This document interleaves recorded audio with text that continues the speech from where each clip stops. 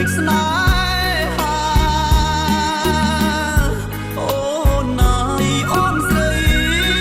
មកយល់ចិន្តាសូមតែមេត្តាស្នេហាបងផង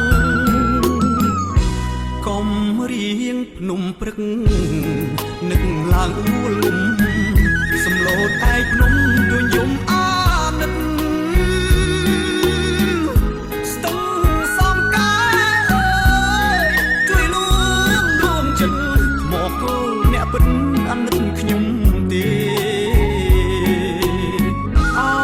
បាត់ដំបងបណ្ដូលចិត្តអើយ